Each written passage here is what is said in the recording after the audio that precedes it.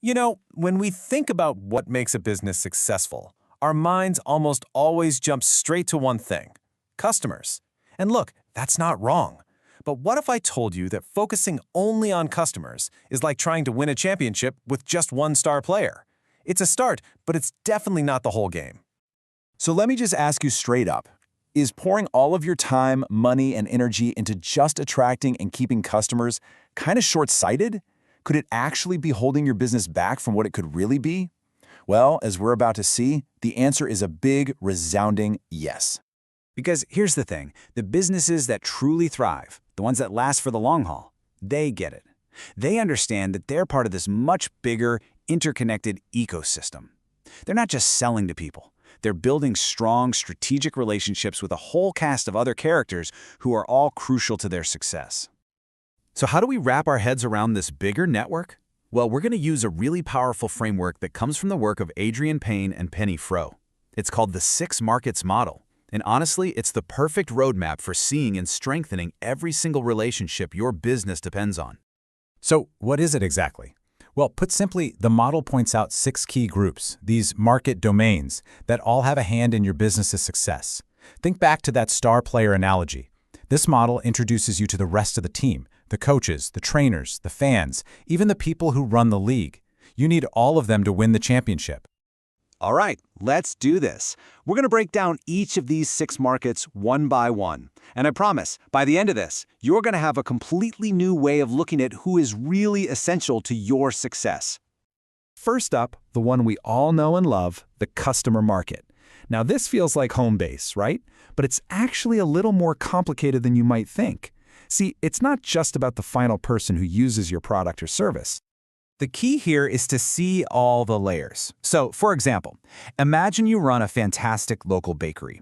The coffee shops that buy your croissants to resell, they're your customers. They're the intermediaries. And then, of course, the person who actually buys that croissant with their coffee is your final consumer.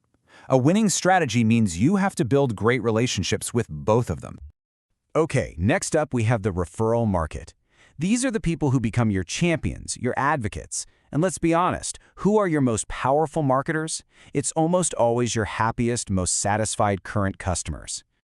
And this quote just nails it. There is nothing more powerful than authentic word of mouth. Think about it. You've got a local gym. A member, let's call her Sarah, absolutely loves the classes. She tells her friend Mark all about it. Mark trusts Sarah's opinion way more than any ad, so he signs up. Boom. Sarah is a vital part of that gym's referral market. Nurturing people like her is pure gold.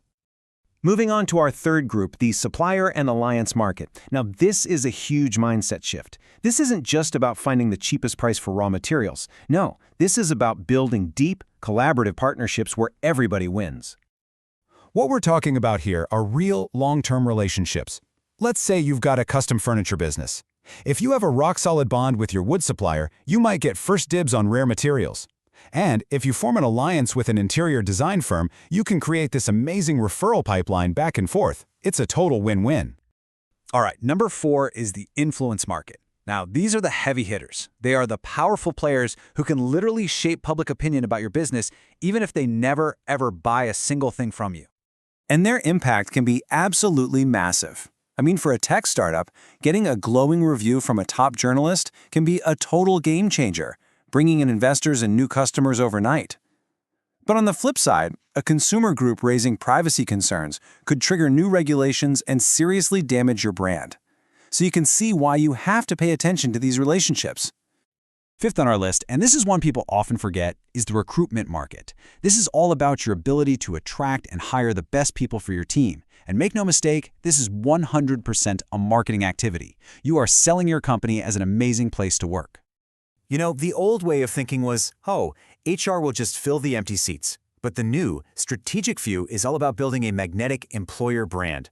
A top software company doesn't just post a job opening and hope for the best. No, they're at career fairs, they're running awesome social media campaigns, they're actively marketing themselves to attract the best developers out there. And that brings us to number 6. This might just be the most overlooked and maybe the most important market of all, the internal market. We're talking about your own team, your employees, your staff, the people inside your own building. This quote really just says it all, doesn't it? Your employees are the face, the voice, and the heart of your business. How they feel directly impacts the experience your customers have. Just think about companies like Nordstrom. They're famous for it. They know that empowering their salespeople is the secret ingredient to their legendary customer service. Okay, so we've gone through all 6 markets. Theory is one thing, but how does this actually look in the real world? Well, let's check out the story of Maya. She totally transformed her online jewelry business, Crafted Creations, using this exact model. So Maya's sales had totally flatlined because, you guessed it, she was only thinking about her customer market.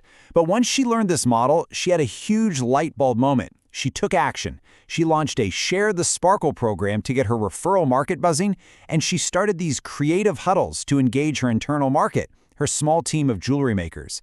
The result? A massive boost in word-of-mouth sales and a happier, more creative team that started making even more beautiful products. Maya's story is just a perfect example of how powerful this shift in thinking can be. So the big question is, how can you put this into practice? Well, it all starts with a really simple assessment of your own business network.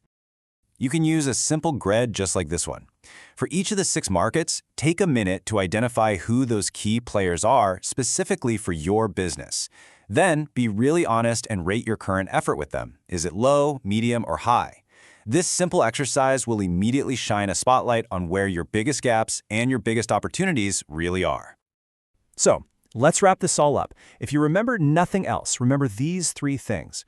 First, real sustainable success depends on a whole network of relationships, not just your customers. Second, the 6 markets model is the best roadmap you'll find for understanding and managing that network. And third, when you take an integrated approach to all 6, that's when you create unstoppable, long-term value. And that brings us right to the final, most important question. As you look at your own business, your project, or maybe even your personal brand through this new lens, which of these 6 critical relationships are you going to focus on strengthening first? Because your answer to that question might just be the key that unlocks your next big level of growth.